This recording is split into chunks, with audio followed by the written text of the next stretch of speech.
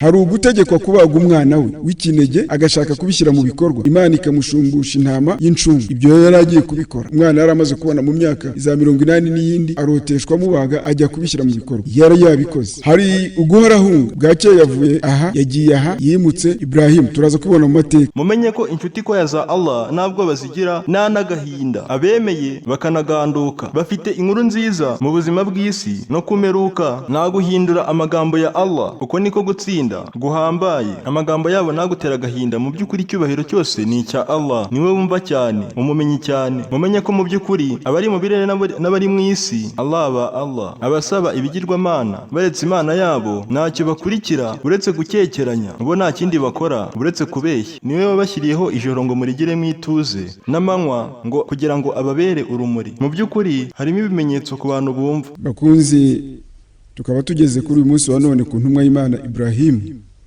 Ibrahim alayhi salam.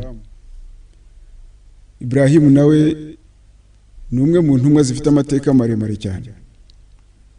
Ibrahim alayhi salam ni intumwa y'Imana, ni nawe gicumbi cya aqida, cy'imyemerere, nk'uko byagiye bigaragara henshi mu mvugo zo muri Qur'ani ntagatifu. Ibrahim alayhi salatu wassalamu niwe ukomokwaho n'intumwa zose zabayeho nyuma yo kubaho kwe. Ibrahim alayhi salam niwe Imana Nyagasani subhanahu wa ta'ala yahishuriye intumwa Muhammad sallallahu alaihi wasallam gukurikira imigenzo n'imigirire n'imyemerere ye mu ntumwa zose zabayeho. Hari aya Qur'ani aho Imana Nyagasani ibwira Muhammad sallallahu alaihi wasallam ngo ثم أوحينا إليك أن اتبع ملة إبراهيم حنيفا وما كان من المشركين.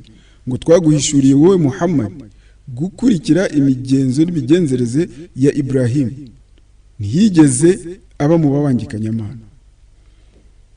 Igice cya mbere rero cy'amateka y'intumwa y'Imana Ibrahim kigizwe n'ibi bikurikira. Harimo Ibrahim yari muntu ki? Ibrahim yari muntu ki? Turaza kubibona mu mateka. Hanyuma igisekuru cya Ibrahim alayhi salam, hanyuma Ibrahim ahamagarira se kugandukira Imana. Umuntu wa mbere Ibrahim yakoreyeho da'wa ni se umubyara. Hanyuma turaza kubona igihagararo cya Ibrahim muri bene wabo, istiqama, uburyo yari yitwaye muri bene wabo muri icyo gihe, ari we mwemeramana uriho, ari mu mbaga y'abamushrikun. Hanyuma ikiganiro mpaka cyabaye hagati ya Ibrahim n'uwari umwami w'icyo gihe Namrud. Turaza kubona Ibrahim yimuka ava mu gihugu cye cy'amavuka akajya Sham, ndetse na Ibrahim kwimuka akava Sham akajya mu Misiri. Ibi biri buze kugaragara mu gice cya mbere cy'amateka y'intumwa y'Imana Ibrahim alayhi salam. Ibrahim yari umuntu udasanzwe, wari ufite imico yihariye, akaba yari atandukanye cyane n'abantu b'icyo gihe. Yari wa muntu wari uhuriweho n'ingeso zose nziza zitigeze zirangwa n'uwari wese mu bamubanjirije ndetse no mu bamuherutse, usibye intumwa y'Imana Muhammad sallallahu alaihi wasallam. Imana Nyagasani yagira iti: wa idh bitala Ibrahima rabbuhu bikalimat fa atammahunna qala inni ja'iluka lin-nas imama. Suratul Baqara aya y'ijana na 24. Imana iravuga ngo twagerageje, Imana yagerageje Ibrahim, cyangwa se ibuka, zirikana we Muhammad, ubwo Imana yageragezaga Ibrahim ku bintu runaka, ku bigeragezo runaka. Fa atamahunna, Ibrahim abisohokamo neza, atsinda ibigeragezo. Ibyo Imana yamugerageje Ibrahim arabitsinda, abivamo neza, arabyuzuza. None Imana Ibrahim abirangije ibyo yageragejwemo, Imana subhanahu wa ta'ala iravuga iti: inni ja'iluka lin-nas imama.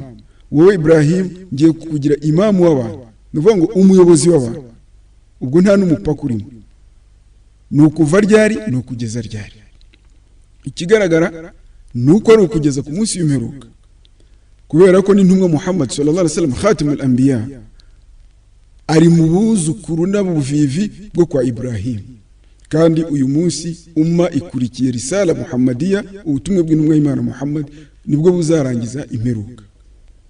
Nta ntumwa n'imwe yabayeho idafitanye isano n'abakomoka kuri Ibrahim. Aha rero Imana iti inni ja'iluka linasi imam, nge ndugiye kukugira cyangwa se nkugize imam, umuyobozi w'abantu. None Ibrahim amaze kumva aya magambo, we yabajije Imana subhanahu wa ta'ala ati qala wa min dhurriyyati, bitese mu buzukuru banjye. Wa min dhurriyyati, ese no mu buzukuru banjye harimo abazaba ari abayobozi? Allah subhanahu wa ta'ala aramusubiza ati qala la yanalu ahdi adh-dhalimin. Imana iramusubiza iti inkozi z'ibibi ntabwo bashobora kugerwaho n'isezerano ryanjye, ariko babandi beza, babandi bazaba batunganye, abo ngabo iri sezerano ryanjye iyahadi ntanze izabageraho. Intumwa rero zituruka zakurikiye Ibrahim kugenda ukagera ku ntumwa Muhammad, bose bakomoka kuri uyu mukambwe Ibrahim alayhi salam. Ahandi Imana nyagasani ikagira iti watakhidhu min maqami Ibrahim musalla, ngo aho Ibrahim yarahagaze n'ibirenge bye, aho yarahagaze ngo muhahindure musalla, aho gusarira. Iyi ni tashrif, nuvuga ngo Imana yamushyize no mu kindi cyubahiro.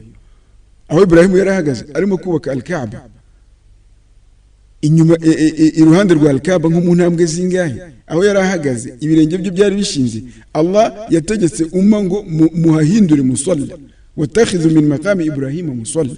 Uku ni ukumuzamura mu rwego hariya ku butaka butagatifu, ku musigiti mutagatifu iruhande rwa al-Kaaba hari ahantu Ibrahim yarahagaze ariho bita maqamu Ibrahim. Suratul Baqara aya 25. Ahandi Imana ikagira iti walaqad istafaynahu fi dunya wa innahu fil akhirati lamina as-salihin. Ibrahim uyu ngo twaramutoranyije kuri iyi si, wa innahu fil akhirati lamina as-salihin, no mu bihe bya nyuma Ibrahim ari muri babandi batunganye, babandi b'intore, babandi b'indobano, babandi bakoze ibitunganye Imana ikishima, abarimo. Ndetse Ibrahim alayhi salam ari muri za ntumwa 25, ari no muri za ntumwa 5 zitwa ulul azmi min ar-rusul, za ntumwa zibimburira izindi. Harimo Nuh, nkuko duhora tubivuga, Nuh, thumma Ibrahim, thumma Musa, thumma Isa wa Muhammad sallallahu alayhi wasallam. Abo nibo bitwa ulul azmi min ar-rusul. Ibrahim alayhi salam yahuye n'ibigeragezo bitandukanye kuva mu bwana bwe ndetse no mu bukure bwe, ari umugabo w'igikwerere, abaye n'umusaza w'umukambwe. Ariko byose yashoboye kubisohokamo neza, kuko byose yabyitwaragamo neza nk'uko Imana ibyemeza mu mvugo igira iti fa atamahuna, yarabirangije. Nuvuga ngo Ibrahim yujuje isezerano, ibyo yasabwe gukora cyangwa se gutunganya. Muri ibyo bigeragezo twavugamo icyambere nko kujugunywa mu muriro wa bene wabo akawusohokamo ku mpuhwe z'Imana subhanahu wa ta'ala. Ibrahim yajugunywe mu muriro akiri umwana mutoya, umusore mutoya w'ingimbi. Hari ugutegekwa kubaga umwana we w'ikinege agashaka kubishyira mu bikorwa, Imana ikamushumbusha intama y'incungu. Ibyo yari agiye kubikora, umwana yari amaze kubona mu myaka iza 80 n'iyindi, aroteshwa mubaga ajya kubishyira mu bikorwa, yari yabikoze. Hari uguhora hunga, bwacye yavuye aha yagiye aha, yimutse. Ibrahim turaza kubona mu mateka aho yavukiye, aho yagiye yimutse, aho yagarutse, gutyo yibereyeho muri urwo ngurwo. Kugeragezwa ku mugore we mu Misiri, umugore we Sara yarageragejwe, umwami wo mu Misiri ashaka kumufata ku ngufu, yabyitwayemo gute? Ibrahim we yarahagaze ati, turaza kubibona muri tarikh. Ibyo byose birasobanukira mu mateka y'imibereho y'intumwa y'Imana Ibrahim alayhi salam. Umumenyi Alama Fakhri Razi muri tafsiri ye aragira ati ubwo Imana subhanahu wa ta'ala yerekaga Ibrahim ububasha bwayo, malakutu samawati, nawe agahamagarira abantu kugandukira Imana imwe rukumbi, bakareka gusenga inyenyeri n'ukwezi n'izuba n'ibigirwamana, akanababuza gusenga nyine ibigirwamana, akemera gutanga roho ye mu muriro, akemera gutanga umwana we w'ikinege w'igitambo, akemera gutagaguza imitungo ye mu rwego rwo kwakira no kuzimanira abashyitsi. Ibrahimu yari umuntu uzwiho kwakira umushyitsi. Umuntu akigera iwe, ikintu cya mbere Ibrahimu yakoraga yahitaga ashaka ukuntu amwakira. Imana subhanahu wa ta'ala yamugize umuyobozi, imamu w'abantu bose, imugira intumwa yabo. Yanatangarije ko ubutumwa n'ubuyobozi bizaragwa abamukomokaho. Uvuga ngo abakomoka kuri Ibrahimu barazwe ubutumwa, baragwa n'ubuyobozi. Ibyo tuzagenda tubibona mu bana. Kubw'ibyo byose Ibrahimu alayhi salam yaje kwitwa inshuti magara y'Imana, Khalilullah. Mu mazina Ibrahimu afite, izina rindi yahawe ry'icyubahiro kandi ntabwo ari rya kwisi, ryavuye mu ijuru araryitwa, yiswe Khalilullah, inshuti magara ya Nyagasani. Ryari riturutse mu ijuru. Jibril alayhi salam aba ari urisohora kubera imyitwarire asanganye Ibrahimu, turi buze kubibona. Yiswe Khalil ryari mu yihe mawqif, mu kihe gihagararo yarahagazemo. Umumenyi Shahr bun Khawshab avuga ko igihe kimwe malayika yaranguruye ijwi rye mu kirere, avuga izina ry'Imana, aravuga ati Allah, abivugira mu kirere. Ibrahimu amwumvise atongera usubiremo. Malayika ati ntabwo nasubiramo ku buntu. Ibrahimu ati nsubiriramo ndaguha ibyo ntunze. Malayika asubiramo. Ibrahimu ati ongera bwa gatatu ndaguha n'abana banjye.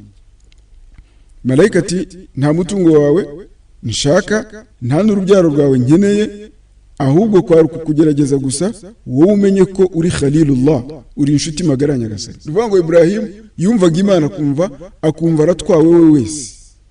Yumvise ijambo Imana subhanahu wa ta'ala akumva aratwawe.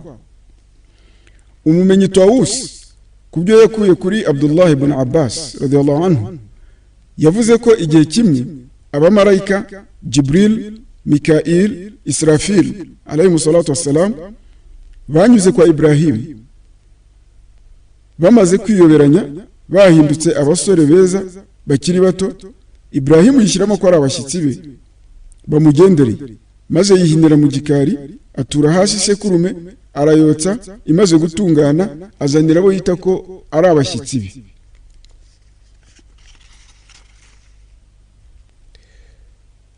Abakaribu arababwira ati ni murye, ariko bisharti mutangize izina ry'Imana, bismillah, munasoze mushimira Imana, alhamdulillah.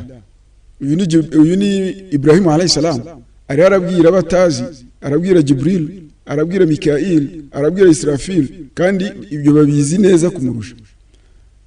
Arabazimaniye, abazaniye ifunguro, arababwira atariko mutangire muvuga ngo bismillah, musoze murangiza muvuga ngo alhamdulillah. Malayika Jibril aramwenyura, aramubwira ati wowe uri Khalilullah, inshuti magara y'Imana. Iyo mico yose niyo myitwarire yose n'urukundo Ibrahimu alayhi salam yakundaga Imana subhanahu wa ta'ala, ibyo nibyo byamuzamuye mu rwego rwo kwitwa iryo zina, kwitwa Khalilullah. Iyo tuvuze Ibrahimu turavuga tuti Ibrahimu al-Khalil, afite sifa ya Khalil. Abana be Ismail ni Halim, Ishaq ni Alim. Ishaq yitiriwe ilmu, Ismail yitirirwa ugucisha bugufi, ukwitwararika. Igisekuru cya Ibrahimu alayhi salam, Ibrahimu alayhi salam ni mwene Tarikh ariwe Azar, mwene Nahori, mwene Saruji, kugera kuri Sami mwene Nuhu alayhi salam. Nyina Ibrahim nkuko bivugwa mu gitabo cya Al-Mubtada yitwaga Umayla. Ubwo se Ibrahimu yari amaze kugeza mu myaka 75, yabyaye Ibrahimu, abyara Nahori, abyara na Harani. Noneho Harani abyara Lut alayhi salam. Murumva ko Lut ari mwene ari umwana wa mukuru wa Ibrahimu. Harani yaje kwitaba Imana asiga Luti kwa sekuru. Ibrahim alayhi salam yavukiye i Kaldoni mu gihugu cy'i Babeli hagati ya Dijla na Furat muri Iraq. Hakaba haritwaga akarere kirabura. Umwami w'icyo gihugu yitwaga Namrud. Abaturage be basengaga ibigirwamana ndetse bakanamusenga we ubwe, na Namrud ubwe baramusengaga. Yari yarabateye mu bwoba, bose bagasenga ibigirwamana, baragiza bakananyuzamo bagasenga Namrud, bumva ko ari agakiza umwami wabo. Ibrahim alayhi salam yaje kurongora umukobwa wo kwa se wabo witwaga Sara. Sara akaba yari ingumba atabyara. Se wa Ibrahim Tarikh cyangwa se Azar yaje yimukana nabe, afata Ibrahimu n'umugore we, afata n'umwuzukuru we Lot, bava i Kaldoni muri Iraq berekeza i Kanani, Baitul Maqdis, Yerusalem. Baragenda batura mu gace ka Harani. Abantu baho basengaga inyenyeri zirindwi,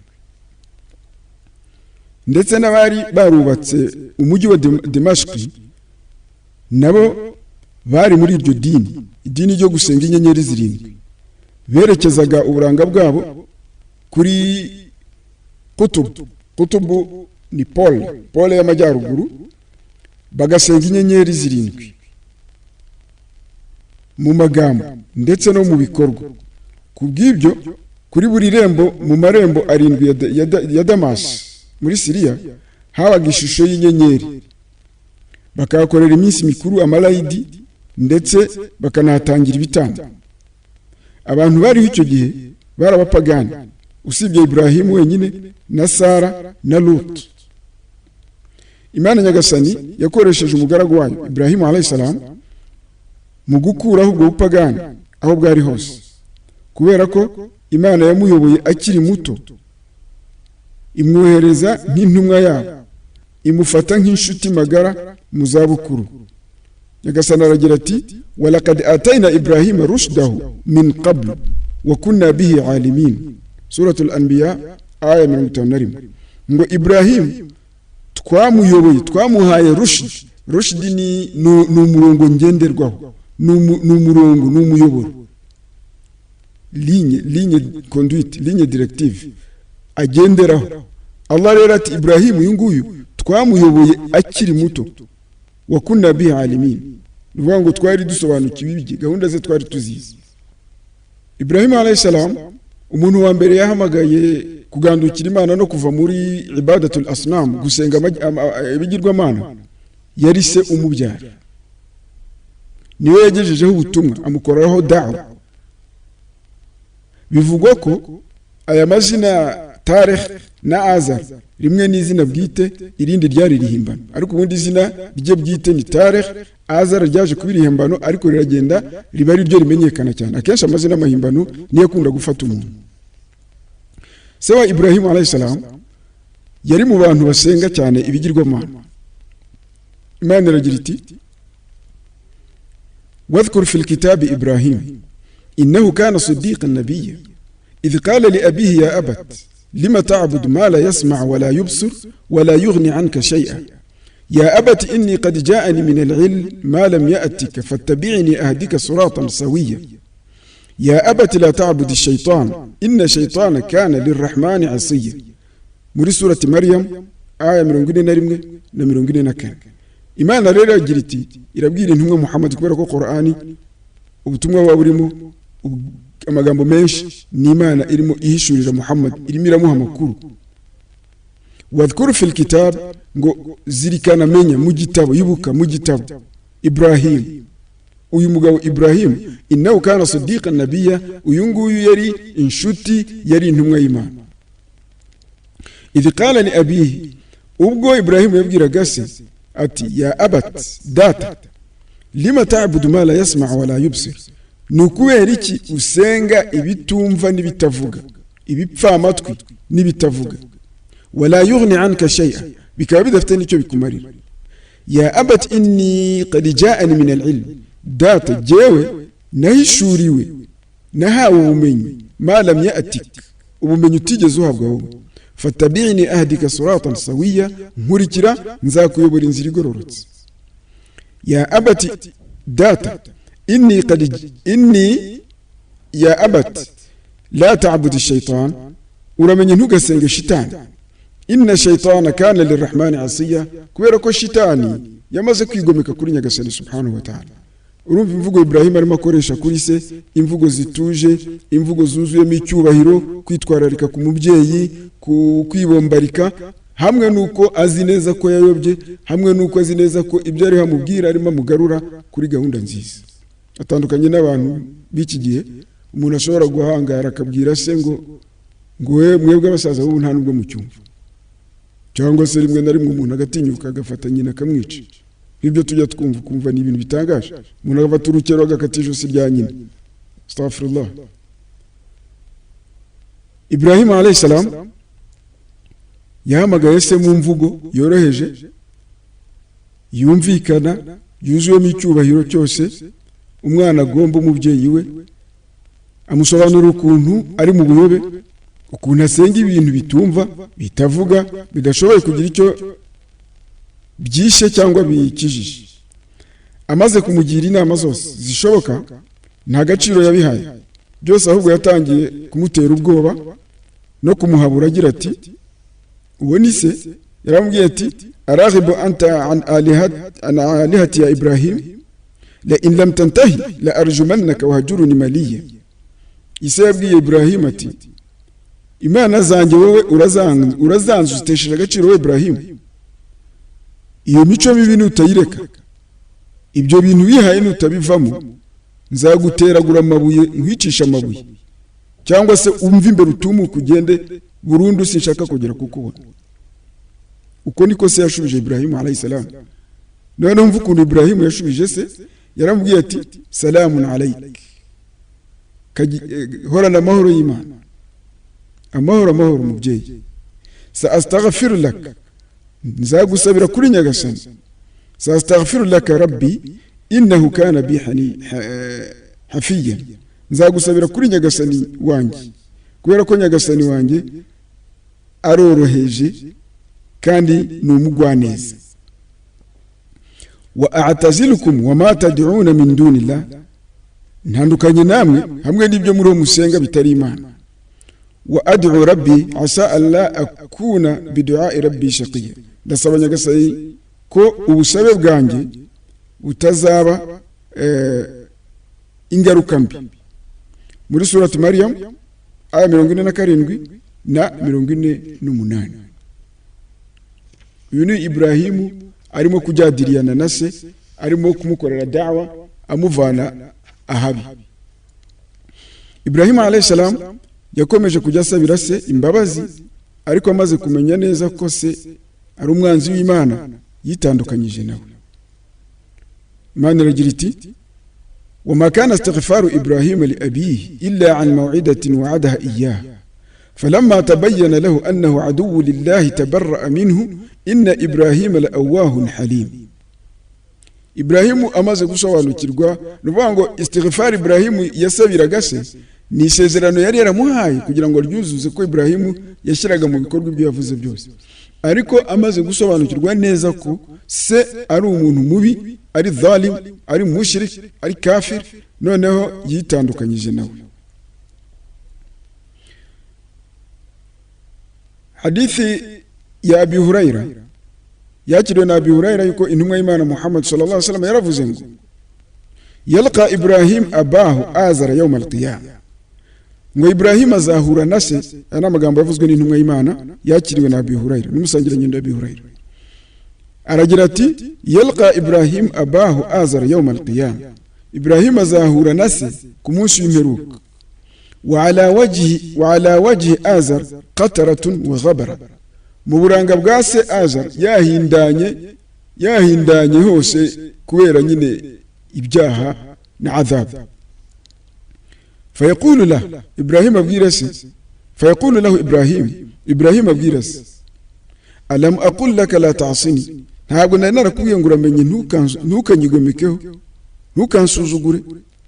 Fayaqulu lahu ise nawe amusubiza ati falyawma la a'sik, uyu munsi ntabwo ndi bugusuzugure. Fayaqulu Ibrahim, none Ibrahim avuga ati ya rabbi nyagasani Imana, innaka wa'adtani, wansezeranyije ko alla tukhzini yawma yub'athun, yuko utazambabaza utazantera agahinda ku munsi w'izuka. Wa ayu khizyi akhza min abil ab'ad, ngo kandi nta kindi cyantera agahinda nk'ihali ndimo kubonamo data wanjye, umubyeyi wanjye. Fayaqulu Allah, Imana imusubiza iti inni haramtu aljanna ala alkafirin, jewe namaze guharamisha ijuru ku bahakanyi. Thumma yuqalu ya Ibrahim, hanyuma Ibrahim abwirwe ngo ma tahta rijlayk, mu maguru yawe, hagati y'amaguru yawe harimo iki? Fayandur, Ibrahim nareba, fa idha huwa bidhibhin mutalattih, azahasanga igitambo cyatambwe. Fayukhadhu biqawaimihi fayulqa fi an-nar, ayiterura amaguru n'amaboko ayirohe mu muriro. Hakadha rawahu fi qissati Ibrahim munfarida, iyi ngiyi ni ishobora kuzaba inshungu kuri se wa Ibrahim ku munsi w'imperuka. Iyi ni hadith. Hariho ubwo uyu Azar ku busabe bwa Ibrahim, n'Imana yari yarasezeranyije Ibrahim kutazamubabaza, none Ibrahim agataka yamubabaza kurenza nko kubona umubyeyi wagiye mu muriro. Ibrahim azashumbushwa igitambo cy'umubyeyi we. Ariko ngo ibi ni umwihariko kuri Ibrahim, niko hadith isoza ivuga, ni umwihariko kuri Ibrahim alayhi salam. Hanyuma igihagararo cya Ibrahim muri bene wabo, Qur'an iragira iti wakadhalika nuri Ibrahim malakuta samawati wal ard, Imana iti tweretse Ibrahim ububasha bwacu, ubwami bwacu, ubushobozi bwacu bwo kwisi no mu ijuru n'ibimenyetso byacu. Waliyakuna min almuqinin, kugira ngo abe mu banyuzwe. Falamma janna alayhi al-layl, Ibrahim ijoro rimaze kumwiriraho, ra'a kawkaban, yabonye inyenyeri. Qala ha, aravuga ati dore Imana yanjye. Falamma afala qala la uhibbu al-afilin, inyenyeri zije kurigita, ubwo bwari bugiye gucya, Ibrahim ati jye sinkunda ibintu birangira birigita. Falamma ra'a al-qamara bazighan, amaze kubona ukwezi gucomotse ari na kunini kunaka cyane kurusha za nyenyeri, qala hadha rabbi, aravuga ati uriya niyo Mana yanjye. Falamma afal, ukwezi nako kumaze kurigita, qala la in lam yahdini rabbi, arivugisha ati nyagasani natanyobora, la akunanna min alqawmi ad-dallin, ndaba ndi mu bantu bayobye. Ntibyakiriye aho ngaho. Falamma ra'a ash-shamsa bazighatan, burakeye izuba rirarashe ni rinini n'urumuri rwaryo. None Ibrahim yishyiramo, yiyemeza mu mutima ngo noneho dore Imana yanjye, hadha rabbi wa hadha akbar, niyo ni na munini. Falamma afalat, izuba rije kurenga, qala ya qawm, aravuga ati bantu, inni bari'u mimma tushrikun, jewe nitandukanyije n'ibyo mubangikanyaho Imana. Jewe mfashe umurongo ugira uti inni wajjahatu, jewe nerekeje wajhi, uburanga bwanjye, lilladhi fatara samawati wal ard, kuwa hanze ijuru n'isi, hanifan, ndiyejeje, ndi umwere, ndikiranuye, wa ma ana minal mushrikin, jewe sindi mu babangikanya Imana. Suratul An'am aya 75 na 79. Nuvuga ngo Ibrahim alayhi salam we wenyine yishakiye Imana kuri juhudi, kuri juhudi. Ntabwo yahise ahishurirwa ka mwanya abwirwa ko Imana ihari, we yarabanje akoresha umutima nama n'ubwenge bwe ashaka Imana, akiburanya akitsinda, hanyuma noneho yifatira umwanzuro wenyine. Ariko ubwo birumvikana ko hari harimo na rushd na nyagasani kumuyobora. Intumwa y'Imana Ibrahim alayhi salam yaje gusobanukirwa wenyine yuko ibyo byose nta Mana ibirimo, asanga byose bifite ubikoresha ari we Mana y'ukuri. Ibi ngibi kandi byabayeho ubwo Ibrahim yari i Harani, aho basengaga inyenyeri 7, naho abari Babeli bo basengaga ibigirwamana. Nuvuga ngo muri za Iraq basengaga ibigirwamana, muri za Palestine bagasenga inyenyeri 7, al-kawakib as-sab'a. No muri Syria Sham bakajyana mu njyana yabo muri Palestine. Nabo barihaye ibintu byo gusenga inyenyeri zirindwi ku miryango ya Damasi, bakagenda bashyira igishushanyo cy'inyenyeri za nyenyeri zirindwi. Allah subhanahu wa ta'ala aragira ati walaqad atayna Ibrahima rushdahu min qabl wa kunna bihi alimin idh qala li abihi wa qaumihi ma hadhihi tamathilu allati antum laha akifun. Ubwo Ibrahimu yabwiraga abantu bati ibigirwamana murari nkera murara mukorera za itikafu. Qalu wajadna aba'ana laha abidin, bakamusubiza ngo twasanze ababyeyi bacu basogokuru na basokuruza ari byo basenga. Qala laqad kuntum antum wa aba'ukum fi dhalalin mubin. Ibrahim arabwira ati mwebwe na basokuru banyu na basokuruza mwese muri mu buyobe. Qalu ajitana bil haqq am anta min al-la'ibin. Babwira Ibrahim ati bati wowe ibyo uvuga ubundi ni ukuri cyangwa uje gukina hano, uje gukina n'abantu bakuruta. Qal bal rabbukum rabbus samawati wal ard. Ibrahim arabwira ati yarakiri mutanga, arabwira ati imana yanyu, ahubwo imana yanyu niyo muremyi w'isi n'ijuru. Alladhi fatarahunna, we wahanze biriya isi n'ijuru. Wa ana ala dhalikum min ash-shahidin, ndabahamiriza ko ibyo nkubabwira ariko kuri. Watallahi la akidanna asnamakum, none harabarahirira abashiraho n'umuhigo n'intego. Arabwira ati watallahi, ndabarahira izina ry'Imana, la akidanna asnamakum, ndahangana n'ibi bisanamu byanyu. Baada an tuwallu mudbirin, nimumara kuntera imigongo mugiye. Faja'alahum judhadan, arabirimbagura byose, arabimenagura. Illa kabira lahum, asigaza kimwe kinini muri byo, igisanamu kinini. La'allahum ilayhi yarji'un, wenda ngo hari ubwo baza kugaruka bakigarura bamaze gusobanukirwa icyo ashatse kubabwira. Yarabimenaguye, afata ishoka ayigereka ku josi ry'icyo kinini. None baje guhindukira, qalu man fa'ala hadha, bagiye mu gusenga muri, sinzi niba nahita mu rusengero kuko byaba ari ugupfobya urusengero. Bagiye gusenga muri rya yarara ryabo. Qalu, baravuga bati man fa'ala hadha bi alihatina, ninde wadukoreye ibingibi ku mana zacu. Innahu la min adh-dhalimin, ni umuntu mubi, ni umuhuguzi mubi cyane. Qalu sami'na fata yadhkuruhum yuqalu lahu Ibrahim, batangira guhahana amakuru, baravuga bati twumvise insoresore imwe yitwa Ibrahim ari irimo kubivuga nabi. Qalu fa'atu bihi ala ayuni nas, mwama arategeka ati mumuzane mu bantu imbere y'abantu, la'allahum yashadun, barebe none ibyo tugiye kumukorera. Suratul Anbiya 51-61. Ubu Ibrahim sasa agiye mu makuba kubera ibisanamu by'abandi yamenaguye. Ibrahim baramubajije ngo yaba ari wowe wakoze ibingibi ku mana zacu? Arabasubiza ngo ahubwo byakozwe n'uyu mukuru wabo, mubabaze niba bavuga. Ahangaha yashakaga kubereka ko bayobye. Noneho batangira gusubiza imitima impembero, barabwirana ngo koko ubwabo bati koko muri mu buyobi, ariko nanone biranga bibi by'ubusa, bibanga mu nda. Bakomeza guhagarara ku mana zabo, bakomeza kuziburanira, bamubaza ngo ubundi se wabwiwe n'iki yuko batavuga? Ibrahim arababwira ngo قال أفتعبدون من دون الله ما لا ينفعكم شيئا ولا يضركم. murasenga bitari Imana, ibintu bitabafitiye akamaro, bidafite nicyo bibatwara. Uffil lakum wa lima ta'buduna min dunillah. Noneho arabyamagana ati mugende mwebwe n'ibyo musenga byose, mugende mutumuke. Fala ta'qilun, afala ta'qilun, nta n'ubwenge. Ibrahim alayhi salam yashimangiye ubuyobe bwabo ndetse n'ubwenge buke bwabo.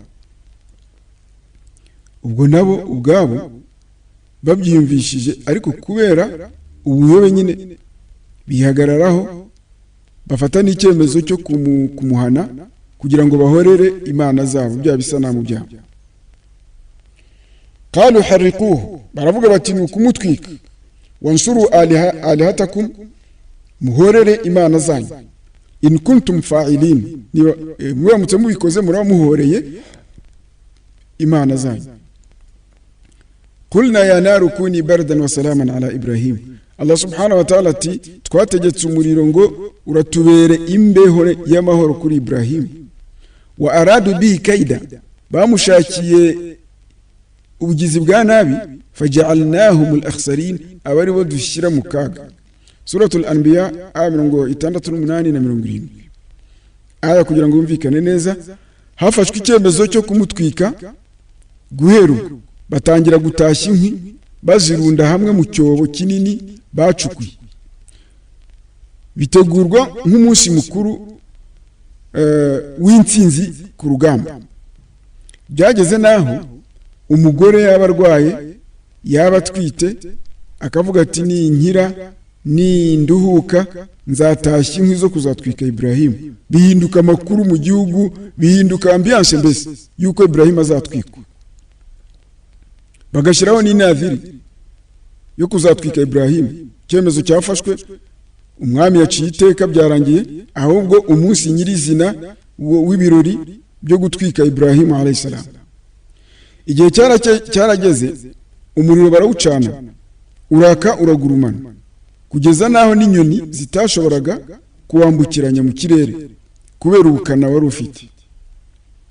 ubwo hari umugabo umwe wo mu bwoko bw'abakurdi witwaga Huzni, yaje gukora ikintu kimeze nk'urwicundo, agikorera Ibrahim alayhi salam. bakimubohaho kugira ngo bazajye bamusunika, noneho bazamushibirire rimwe agende agwe muri rya tanure ry'umuriro. kubera ko bo ubwabo ntibyashoboraga kumuterura ngo bagende bahamujugunye, barawitazaga cyane. biba ngombwa rero ko bacura ubundi bwenge bw'ukuntu bazamusunikamo bari kure y'umuriro. uyu mugabo rero umukurdi witwa Huzni aragenda afindafinda ikintu kimeze nk'urwicundo, noneho bajya hirengeye bakajya bamucunda, noneho baza kukimwoherezamo, aragenda kigaruka cyonyine, agwa muri wa muriro. turebe uko byagenze.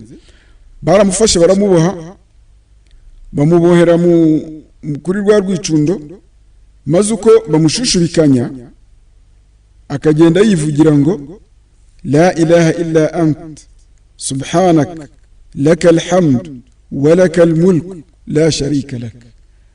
uko bari bamushushubikanya bamuhahana, Ibrahim agenda yivugira ngo la ilaha illa ant, nta yindi mana uretse wowe, subhanak, ubutagatifu n'ubwawe, lakal hamd, ugushimwa n'ukwawe mana, wa lakal mulk, n'ubwami n'ubwawe, la sharika laka, ntugira umubangikanya. ayo niyo magambo yivugiraga bari muri ibyo byabo. bamaze kumusunikira mu muriro, yaravuze ngo hasbunallahu wa ni'mal wakil. niryo jambo yongeyeho. bamaze kumudumbukizamo, arivugira ati hasbunallahu wa ni'mal wakil, nyagasana araduhagije kandi n'inema no kurindwa nawe, n'inema inema zitagira uko zingana kuba urinzwe na nyagasani subhanahu wa ta'ala. uyu ni Ibrahim. wa mugabo Huzni rero umwe wakoze rwa rwicundo, yamizwe n'isi. Allah subhanahu wa ta'ala yamuhaye adhabu yo kurigitira isi, iramumira, agenda arigita na n'ubu. biravugwa ngo na n'ubu aracyarigita kugeza ku munsi wo kuzuka. yameze nka Karuni na Hamani, ni abantu bagiye barigita, ntibaragera iyo bagera, kugeza ku munsi impande izavuka abantu bakazuka. izi ni adhabu Allah yagiye atanga. no mu kiganiro cy'ubushize mwumvise ko Yunus alayhi salam iyo ataza kuba ari umusingizamana, nawe yari kuba mu nda y'ifi kugeza igihe cy'izuka kigeze. ntabwo ari ibintu byo kwivugira, ni ibintu biba biri muri Qur'an. Abdullah ibn Abbas avuga ko ririya jambo hasbunallahu wa ni'mal wakil, ririya jambo Ibrahimu yavuze bamujugunye mu muriro, undi wongeye kurivuga ni intumwa y'Imana Muhammad